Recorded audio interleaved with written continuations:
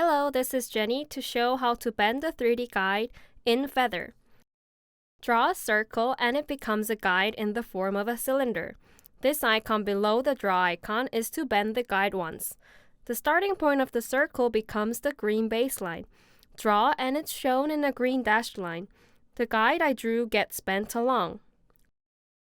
So if I want a guide in the form of a vase, I draw in the side and bend from the top in a circle, or in a smaller radius, or even in a funny shape. So draw half of a circle and bend it to make the form like a sphere. Lastly, you can also draw and bend a guide neatly too.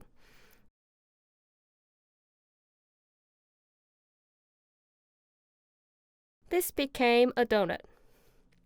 But it's just a guide, so don't forget, it's actually nothing yet. Or draw strokes on it and draw a donut. Thank you for watching the video, and please follow us for more tips and news about Feather. See you!